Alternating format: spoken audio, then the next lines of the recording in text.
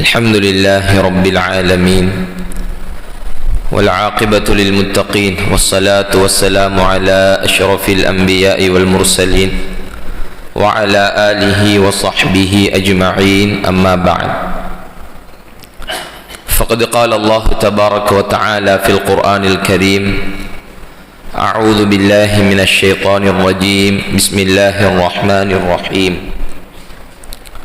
تبارك الذي بيده الملك وهو على كل شيء قدير الذي خلق الموت والحياة ليبلوكم أيكم أحسن عملا وهو العزيز الغفور صدق الله العلي العظيم.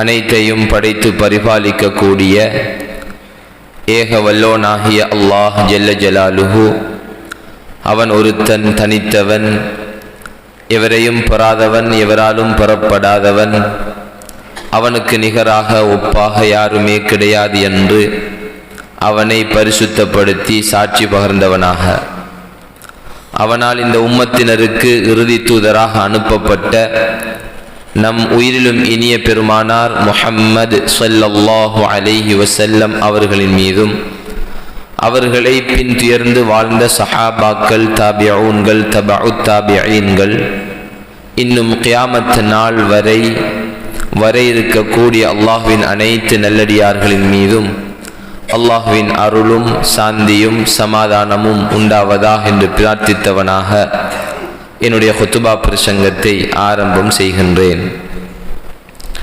அல்லாஹ்வின் நல்லடியார்களே, பேரன்பிற்குரிய இஸ்லாமிய சகோதரர்களே, எந்த நேரத்திலும் எந்த இடத்திலும் எந்த சந்தர்ப்ப சூழ்நிலையிலும் அல்லாஹ் ஜல்ல ஜலாலுஹுவை அஞ்சி பயந்து தக்வாவுடன் இறையச்சத்துடன் வாழுமாறு முதலில் எனக்கும் அப்பால் உங்களுக்கும் தக்வாவை கொண்டு வசியத் செய்கின்றேன், நற்கட்டளை பிறப்பிக்கின்றேன்.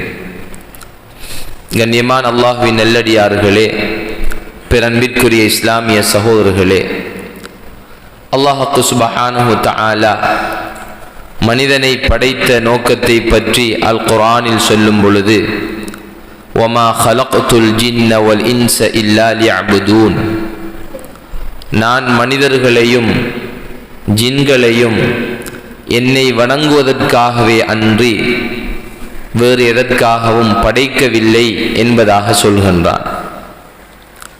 எனவே நாங்கள் அல்லாஹ்வை வணங்குவதற்காக, இபாதத் செய்வதற்காக வேண்டி படைக்கப்பட்டிருக்கின்றோம்.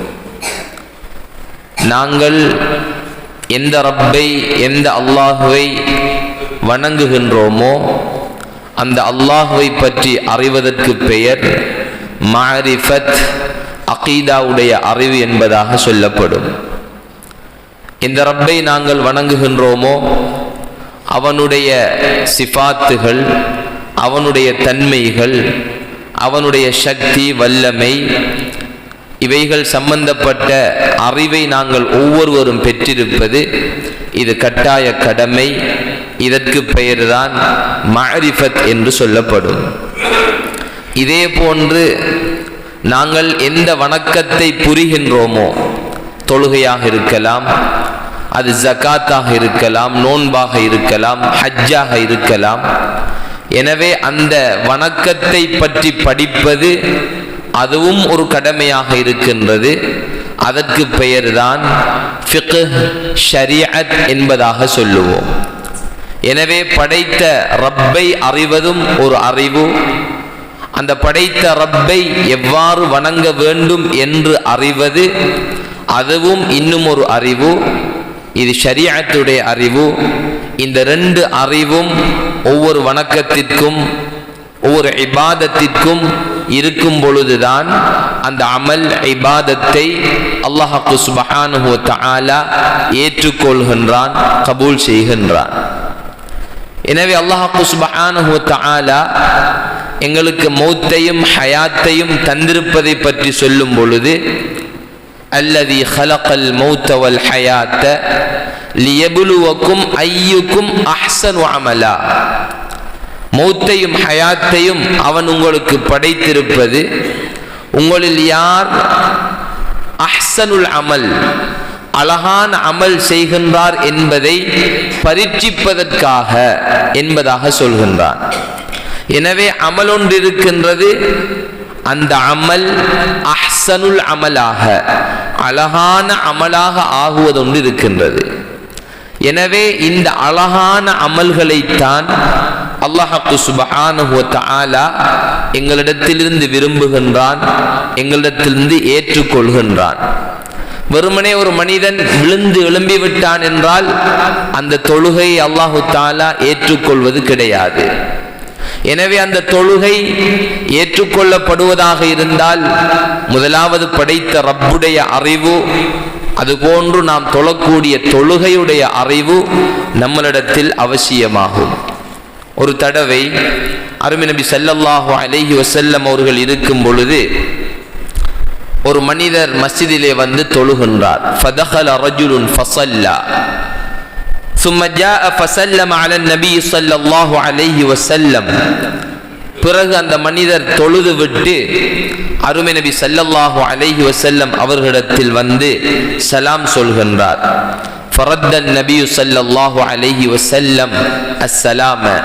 அந்த மனிதருடைய சலாத்துக்கு சலாமுக்கு அருமை நபி ஸல்லல்லாஹு அலைஹி வஸல்லம் அவர்கள் பதில் சொல்லிவிட்டு இர்ஜி ஃபஸல்லி ஃபஇன்னக லம் துஸல்லி, நீர் திரும்ப சென்று உம்முடைய தொழுகையை மீட்டிக் கொள்வீராக, நீர் தொழவில்லை என்பதாக சொன்னார்கள். உடனே அந்த மனிதர் ஃபஸல்லா ثم جاء فسلم على النبي صلى الله عليه وسلم. பிறகு அவர் சென்று தொழுதுவிட்டு அருமை நபி ஸல்லல்லாஹு அலைஹி வஸல்லம் அவர்களிடத்திலே வந்து தான் மீண்டும் சலாம் சொல்கின்றார்.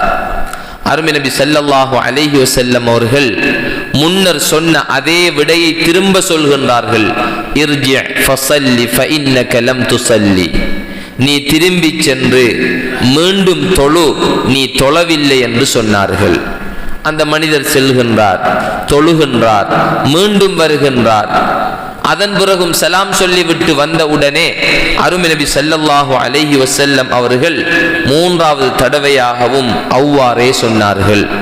உடனே அந்த சஹாபி அவர்கள் வல்லதி பஅஸக பில் ஹக் ஃபமா உஹ்சினு கைரஹு, எந்த ஹக்கை கொண்டு உங்களை ரப்பு அனுப்பி வைத்தானோ அந்த அல்லாஹ்வின் மீது சத்தியமாக சொல்கின்றேன், இதை தவிர அழகாக எனக்கு தொழத் தெரியாது என்பதாக அந்த சஹாபி சொல்லிவிட்டு ஃபஅல்லிம்னி, எனக்கு தொழுகையை படித்து தாருங்கள் யா ரசூலல்லாஹ் என்று கேட்டார்.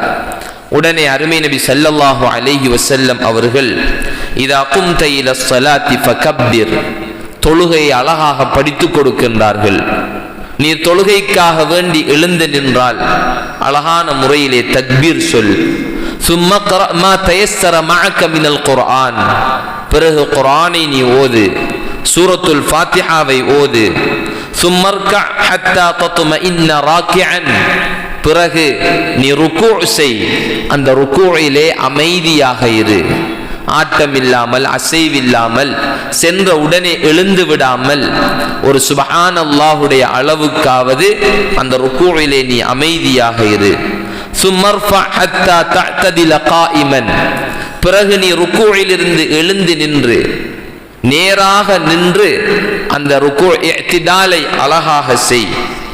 சும்மஸ்ஜுத் ஹத்தா தத்மஇன்ன சாஜிதன், பிறகு நீ சுஜூது செய், அந்த சுஜூதிலே அமைதியாக இரு. சும்மர்ஃபா ஹத்தா தத்மஇன்ன ஜாலிசன், பிறகு இருந்து அந்த இருப்பிலே அமைதியாக இரு. சும்மஸ்ஜுத் ஹத்தா தத்மஇன்ன சாஜிதன், பிறகு இரண்டாவது சுஜூத், அதை செய்துவிட்டு அதிலும் நீ அமைதியாக இரு. சும்ம ஃபஅல் ذلك في صلاتك كلها, பிறகு நீ உன்னுடைய முழு தொழுகையிலும் இவ்வாறு செய்து கொள் என்று இந்த தொழுகையை அருமை நபி ஸல்லல்லாஹு அலைஹி வஸல்லம் அவர்கள் படித்து கொடுத்தார்கள். கண்ணியமானவர்களே, சகோதரர்களே, நாங்கள் கேள்விப்பட்ட பார்த்த அதே தொழுகையைத்தான் இன்று வரை நாங்கள் தொழுது கொண்டிருக்கின்றோம். நாளை கியாமத்துடைய நாளையில் அல்லாஹு தஆலா ஏற்றுக்கொள்ளப்படாத தொழுகையை அப்படியே முகத்தில் சுருட்டி அடித்து விடுவான். இந்த தொழுகையில் எந்த பிரயோஜனமும் கிடையாது. நீ தொழவில்லை என்றே அல்லாஹு தஆலா சொல்லிவிடுவான். இது தொழுகைக்கு மாத்திரமல்ல, ஒவ்வொரு வணக்கத்திற்கும். தொழுகையை ஏற்றுக்கொள்ள மாட்டேன் என்று சொல்லும் ரப்பு உன்னுடைய ஹஜ்ஜையும் நான் ஏற்றுக்கொள்ளவில்லை என்று சொல்லிவிட்டால் நாம் செலவழித்த செலவழிப்பு, நாம் இந்த ஹஜ்ஜிக்காக செய்த முயற்சி, இவைகள் அனைத்துமே வீணாக போய்விடும். கண்ணியமானவர்களே, சகோதரர்களே, எனவே நாங்கள் இந்த காலப்பகுதியிலே ஹஜ்ஜிக்கு செல்வதற்கு தயாராக இருக்கின்றோம். எவ்வாறு நாங்கள் வளமையாக ஈடுபடக்கூடிய அமல்களை, இபாதத்துகளை அறிய வேண்டுமோ, இது போன்றுதான் நாங்கள் உம்ராவுக்கு செல்வதாக இருந்தால், ஹஜ்ஜிக்கு செல்வதாக இருந்தால், இந்த ஹஜ்ஜி என்னென்ன விடயங்களை கொண்டு ஏற்றுக்கொள்ளப்படும், என்னென்ன விடயங்களை கொண்டு ஹஜ்ஜு முறிந்துவிடும், ஹஜ்ஜில் வாஜிபான விடயங்கள் என்ன, ஹஜ்ஜினுடைய முஸ்தஹப்பான விடயங்கள் என்ன, இவைகளை பற்றி ஒவ்வொருவரும் படித்திருப்பது இது மிக அவசியமான ஒன்றாக இருக்கின்றது. கண்ணியமானவர்களே, சகோதரர்களே, எனவே நாங்கள் எங்களுடைய வாழ்க்கையிலே பெரும்பாலும் ஒரு தடவைதான் இந்த ஹஜ்ஜை செய்கின்றோம். அல்லாஹ் நாடினால் சிலருக்கு மீண்டும் மீண்டும் ஹஜ்ஜி செய்யக்கூடிய சந்தர்ப்பங்கள் கிடைக்கலாம். ஆனால் பெரும்பாலும் நாங்கள் எங்களுடைய வாழ்நாளிலே ஒரே ஒரு தடவை தான் இந்த ஹஜ்ஜை மிக முக்கியத்துவத்துடன் அதற்காக பணத்தை சேகரித்து பல சிரமங்களுக்கு மத்தியில் இந்த ஹஜ்ஜை நாங்கள் செய்கின்றோம். முதலாவது நாங்கள் ஒவ்வொருவரும் இறை அச்சத்துடன், தக்வாவுடன், அல்லாஹ்வை பயந்து இந்த ஹஜ்ஜை நாங்கள் நிறைவேற்ற வேண்டுமே தவிர இது ஒரு சுற்றுப்பிரயாணம் அல்ல. ஹஜ்ஜுக்கு செல்கின்றேன் என்று அங்கு சென்று பஜாரிலும் ரூமிலும் படுத்துவிட்டு வந்து நான் ஒரு ஹாஜி என்ற பெயரை எடுப்பதற்குரிய ஒரு வணக்கம் கிடையாது.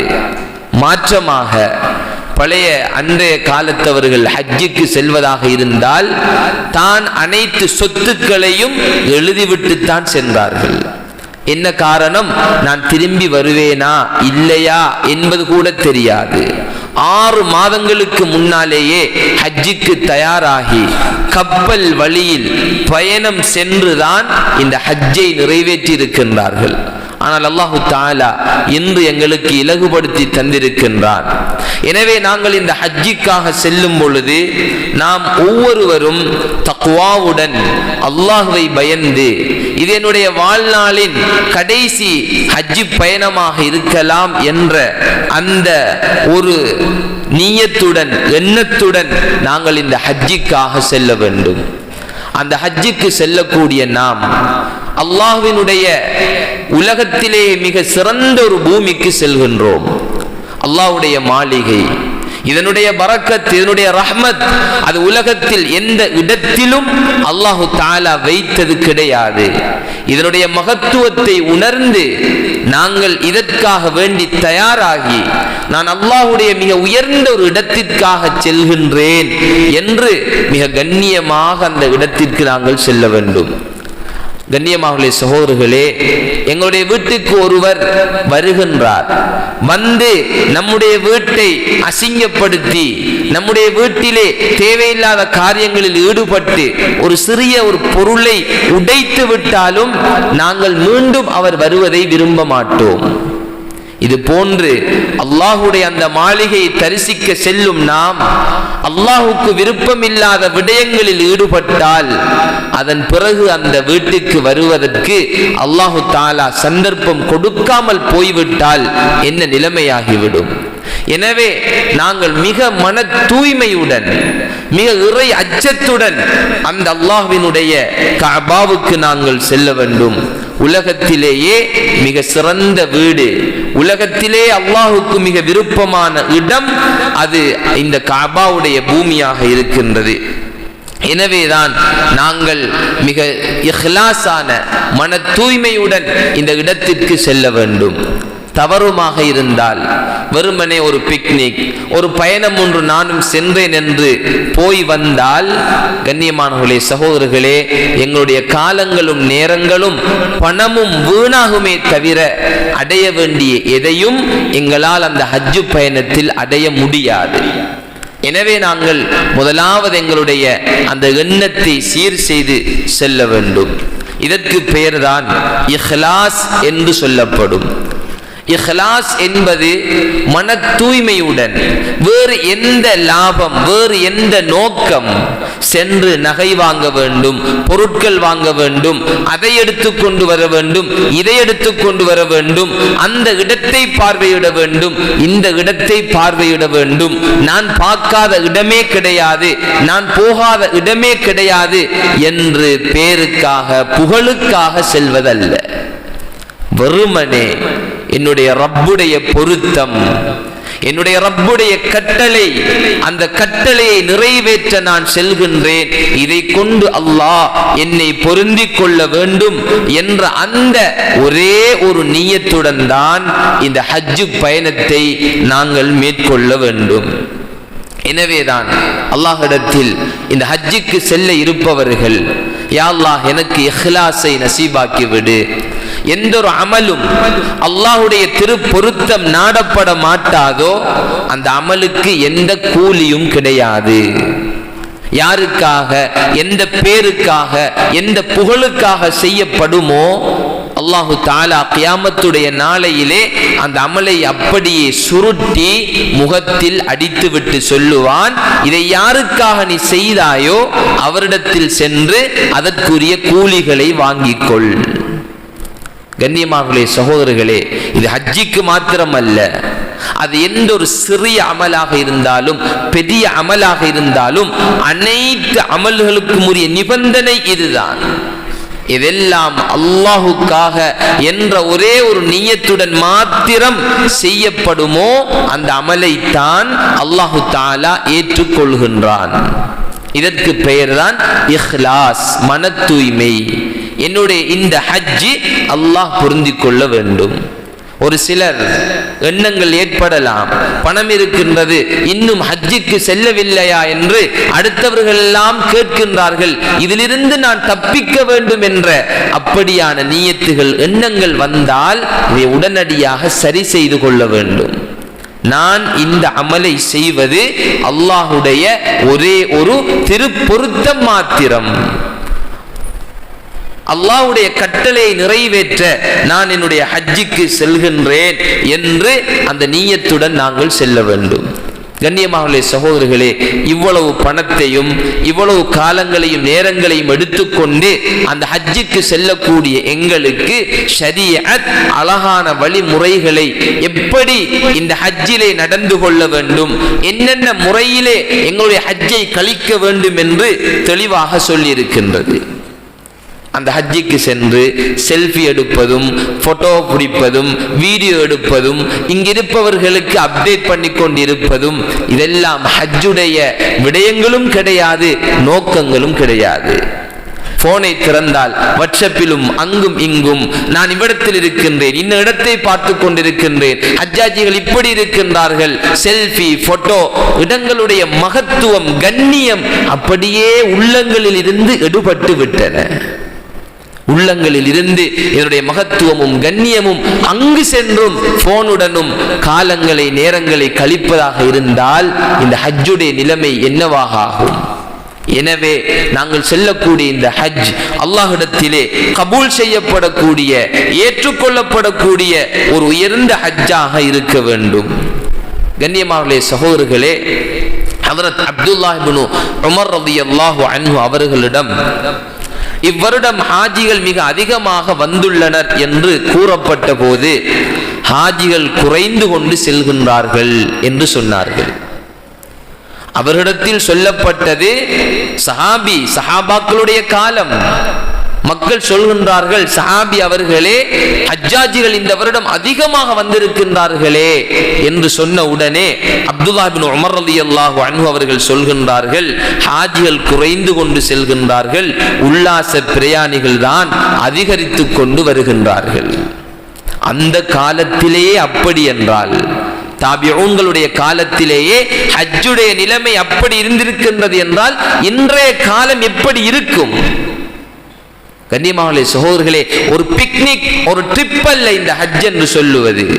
அதனால் தான் ஹஜ்ரத் இப்னு உமர் ரலியல்லாஹு அன்ஹுமா அவர்கள் இந்த வார்த்தையை சொன்னார்கள். சொல்லிவிட்டு சொன்னார்கள், எளிய தோற்றமும் சாதாரண உடையும் உள்ள ஒருவரை கண்டால் இவர்தான் ஹாஜி என்று சொல்வார்களாம். ஒரு சாதாரண தோற்றத்துடன் எளிய ஆடையுடன் மிக கண்ணியமாக இறை அச்சத்துடன் தன்னை தாழ்த்தி கொண்டு எல்லா வணக்கங்களிலும் ஈடுபடக்கூடியவர்களை பார்த்துதான் இப்னு உமர் ரலியல்லாஹு அன்ஹுமா அவர்கள் சொல்வார்களாம், இவர்தான் ஹாஜி, இந்த மனிதர் தான் ஹாஜி என்று. கண்ணியமான சகோதரர்களே, முன்னோர்களில் ஒருவர் ஹஜ்ஜி செய்தார். அவர் அவருடைய கனவிலே காண்கின்றார், இரு மலக்குகள் வானத்திலிருந்து இறங்கி வருவதை. கனவில் 2 மலக்குகள் வானத்திலிருந்து இறங்கி வருகின்றார்கள். அவர்களில் ஒரு மலக்கு மற்ற மலக்கிடம் இந்த வருடம் எத்தனை பேர் ஹஜ்ஜி செய்தார்கள் என்று கேட்டார். மற்ற மலக்கு அதற்கு 6 லட்சம் பேர் ஹஜ்ஜி செய்தார்கள் என்று கூறினார். அதில் எத்தனை பேருடைய ஹஜ்ஜி கபூலாக்கப்பட்டது என்று கேட்க 6 பேருடைய ஹஜ் என்று சொன்னார். 6 லட்சம் பேருடைய ஹஜ்ஜில் 6 பேருடைய ஹஜ்ஜி தான் அங்கு கபூல் செய்யப்பட்டது என்று சொன்னார்.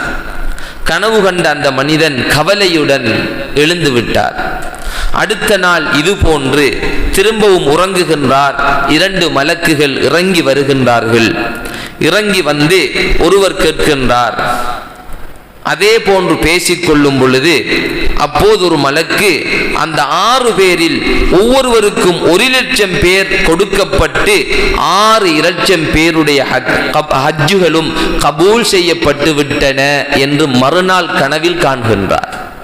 ஒரு மனிதருடைய இஹ்லாஸான ஹஜ்ஜி, அந்த ஹஜ்ஜிக்கு அல்லாஹு தஆலா அடுத்த 1 லட்சம் பேருடைய அவருடைய ஹஜ்ஜிகளும் ஏற்றுக்கொள்ளப்படுவதற்கு இந்த மனிதனுடைய ஹஜ்ஜை அல்லாஹ் காரணமாக ஆக்கி அந்த 6 பேருடைய இஹ்லாஸான ஏற்றுக்கொள்ளப்பட்ட ஹஜ்ஜை கொண்டு 6 லட்சம் பேருடைய ஹஜ்ஜிகளும் ஏற்றுக்கொள்ளப்பட்ட விடயத்தை அவர் கனவிலே காண்கின்றார்.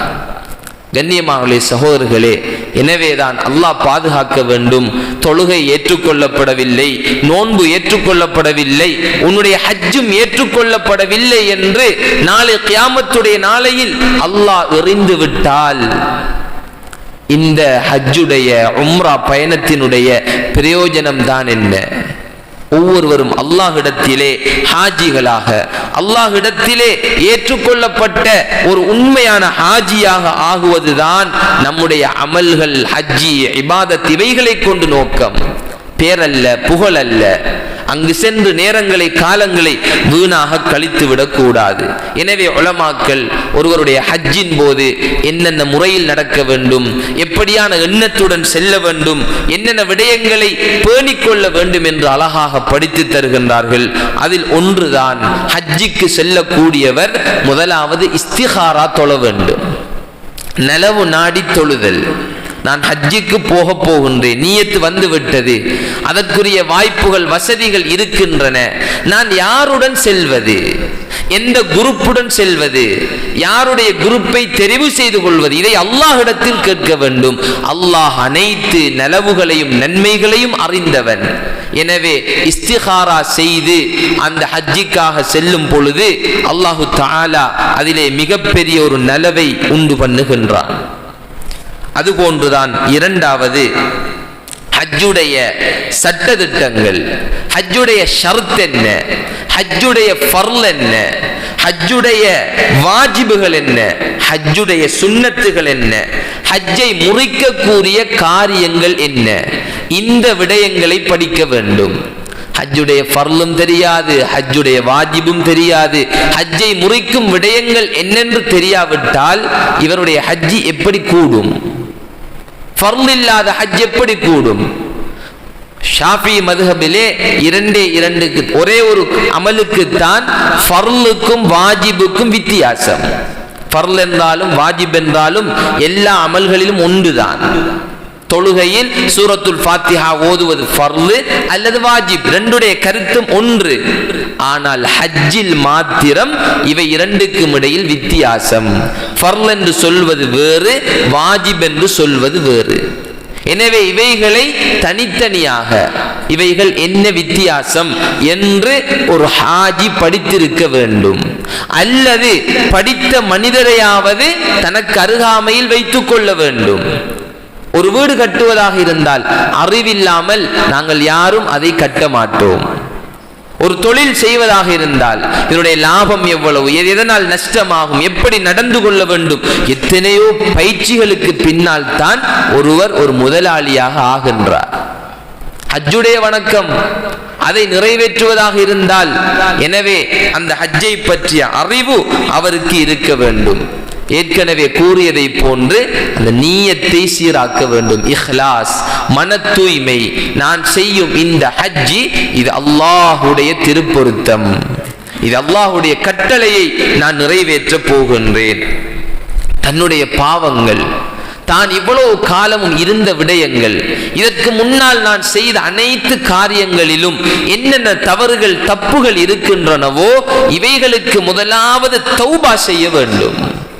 இந்த பாவங்களுக்கு அல்லாஹ்விடத்திலே உண்மையான தௌபா செய்து விட்டுத்தான் நாங்கள் ஹஜ்ஜுக்கு செல்ல வேண்டும். எனவே எங்களுடைய எல்லா தவறுகளுக்கும் பாவங்களுக்கும் தௌபா. இதில் ஒரு மிக முக்கியமான ஒரு தவறு தான் அடுத்தவர்களுக்கு செய்த அநியாயம். யாருடையாவது சொத்துக்களை அபகரித்திருந்தால், யாருடையாவது உரிமைகளுக்கு அநியாயம் செய்திருந்தால் இவைகளுக்கு மன்னிப்பு கேட்க வேண்டும். இவைகளுக்கு மன்னிப்பு கேட்டு அந்த மனிதன் மன்னிப்பு தந்தால்தான் அதனுடைய தௌபா ஏற்றுக்கொள்ளப்படும். அவருடைய பழைய காலத்தில் எல்லோருக்கும் அநியாயம் செய்தார். இப்பொழுது ஹஜ்ஜிக்கு திடீரென்று சென்று வந்து விட்டால் அவர் மன்னிக்கப்பட்டு விட்டார் என்று கருத்தல்ல.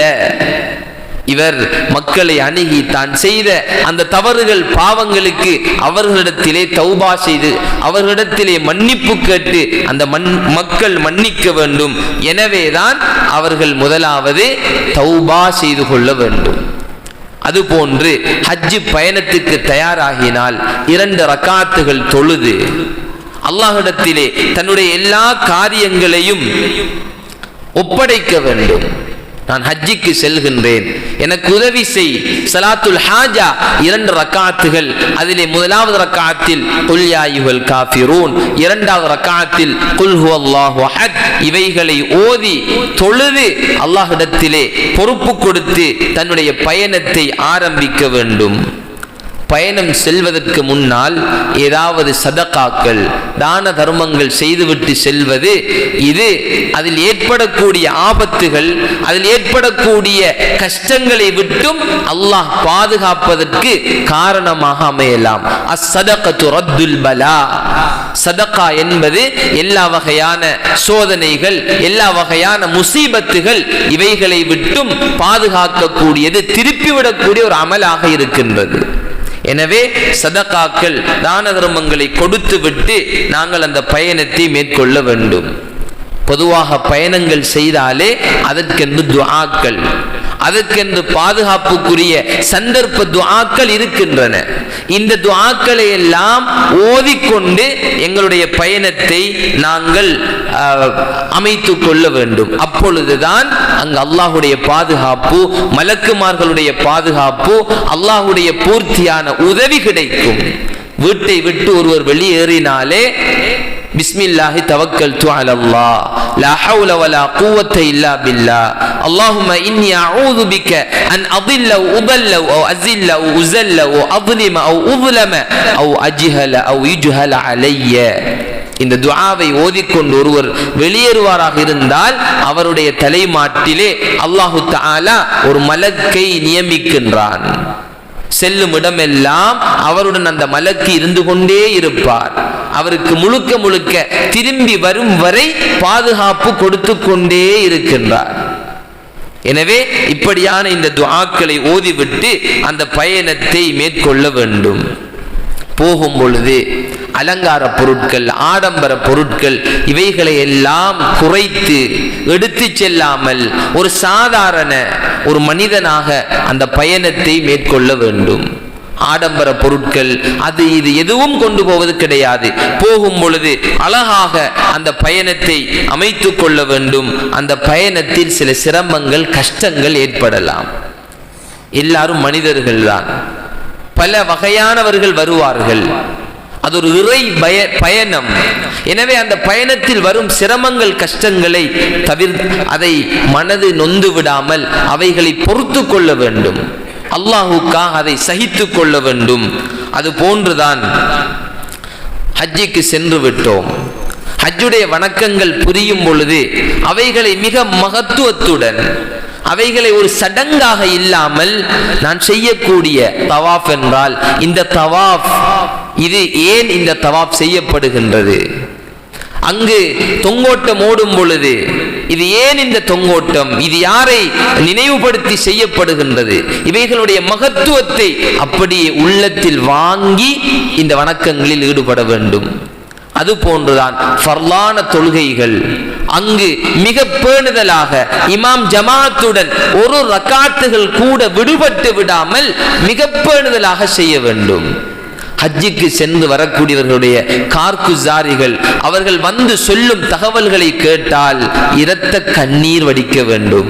அங்கும் சென்றும் புறம், அங்கும் சென்றும் அடுத்தவர்களை பற்றி பேசுவதும், அடுத்தவர்களை பற்றி கதைப்பதும், அவனை பார்ப்பதும் இவனை பார்ப்பதும், இப்படியாகவே இந்த ஹஜ்ஜுடைய வணக்கம் வீணடிக்கப்படுகின்றது. பரலான தொழுகைகள் எல்லாம் இருக்கும் ரூம்களிலும் ஹோட்டல்களிலும். இப்படியாக இருந்தால் இவ்வளவு செலவழித்து ஏன் செல்ல வேண்டும்? எனவே மகத்துவத்துடன் மிக கண்ணியமாக குறைந்தது ஃபர்லான தொழுகைகளையாவது அந்த இடத்திலே மிக பேணுதலாக தொழ வேண்டும். மக்காவிலே மஸ்ஜிதுல் ஹராமில் ஒரு ரக்காத்துகள் தொழுகின்றார் என்றால் 1,00,000 நன்மைகள் கிடைக்கின்றன. மஸ்ஜிது நபவியில் தொழக்கூடிய ஒரு தொழுகைக்கு சாதாரண தொழுகையை விட 1000 மடங்கு நன்மை கிடைக்கின்றன. மக்காவிலும் மதீனாவிலும் தொழுவதற்குரிய கூலிகள். எனவே இவைகளுக்குரிய கூலிகளையும் பெறுமதிகளையும் விளங்கி அங்கே நம்முடைய தொழுகைகளை நாங்கள் மேற்கொள்ள வேண்டும். அது போன்றுதான் அங்கே அருமை நபி ஸல்லல்லாஹு அலைஹி வஸல்லம் அவர்களுடைய ஜியாரத், அவர்களுடைய அந்த கண்ணியமான கபர் இருக்கின்றது. அதை கட்டாயம் நாங்கள் தரிசிக்க வேண்டும்.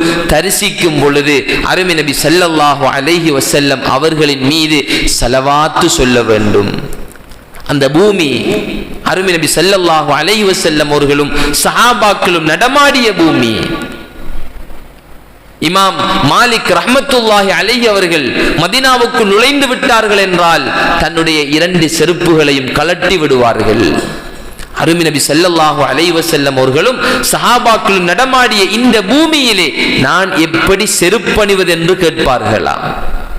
அவ்வளவு மகத்துவமான ஒரு கண்ணியமான இடம்தான் இந்த கஅபாவுடைய பூமி. எனவேதான் இந்த ஹஜ்ஜுடைய பயணம் இது ஒரு சாதாரண பயணமாக வீணாகிவிடக் கூடாது. எந்த அளவுக்கு எங்களால் நஃபிலான தொழுகைகள் தொழ முடியுமோ போட்டி போட்டு துஹாவுடைய 8 ரக்காத்துகள், தஹஜ்ஜுதினுடைய 8 ரக்காத்துகள், வித்ருடைய 11 ரக்காத்துகள், துஹாவுடைய தொழுகை, இவைகளுக்கு முக்கிய கவனம் கொடுத்து அந்தந்த நேரங்களில் தொழுது கொள்ள வேண்டும். திக்ர், இஸ்திக்ஃபார், தௌபா, இவ்வளவு காலமும் நாங்கள் செய்த பாவங்கள், அநியாயங்கள், அட்டூழியங்கள் அந்த இடத்திலே கண்ணீர் வடித்து அல்லாஹ்விடத்திலே மன்னிப்பை பெற வேண்டும். காபாவுடைய பூமிக்கு சென்று அடைந்து முதலாக காபத்துல்லாவை பார்க்கும் பொழுது எந்த துஆ செய்யப்படுகின்றதோ அந்த துஆவை அல்லாஹ் ஏற்றுக்கொள்கின்றான். உலகத்திலே 3 பொருட்களை பார்ப்பதற்குத்தான் கூலி. தாயுடைய முகத்தை பார்த்தாலும் நன்மை, அல் குர்ஆனை பார்த்தாலும் நன்மை, காபத்துல்லாவை பார்த்தாலும் நன்மை. காபத்துல்லாவை முதல் முறை வாழ்நாளில் பார்க்கும் பொழுது கேட்கும் துஆ மறுக்கப்பட மாட்டாது.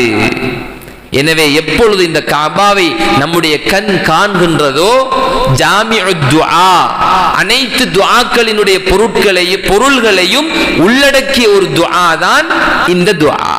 ரப்பனா ஆத்தினா ஃபித் துன்யா ஹஸனா, யா அல்லாஹ் இந்த உலகத்தில் எனக்கு நலவை தந்து விடு, வஃபில் ஆகிரத்தி ஹஸனா, யா அல்லாஹ் மறுமையிலும் எனக்கு நலவை தந்து விடு. வகினா அஸாபன் நார், யா அல்லாஹ் எல்லா பாவங்களை விட்டும் என்னை நரகை விட்டும் நெருப்பை விட்டும் பாதுகாத்து விடு. இந்த மூன்று விடயங்களும் தான் ஒரு மனிதனுக்கு தன்னுடைய வாழ்நாளில் தேவையானவைகள். எல்லா நலவுகளும் தனக்கு கிடைத்துவிடும், எல்லா கெடுதிகளில் இருந்தும் பாதுகாப்பு கிடைத்துவிடும். உலகத்திலும் நலவு, மறுமையிலும் நலவு, நரகை விட்டும் பாதுகாப்பு. கண்ணியமான சகோதரர்களே, இந்த துஆவை நாங்கள் முதல் முறையாக காபத்துல்லாவை பார்க்கும் பொழுது நாங்கள் ஓதிக்கொள்ள வேண்டும்.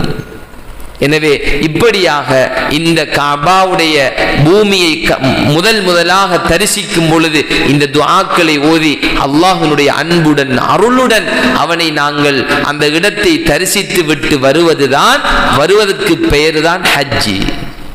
கண்ணியமான சகோதரி, உலமாக்கள் சொல்கின்றார்கள், ஒருவர் ஹஜ்ஜிக்கு சென்று அந்த ஹஜ்ஜிலிருந்து திரும்பி வந்த பிறகு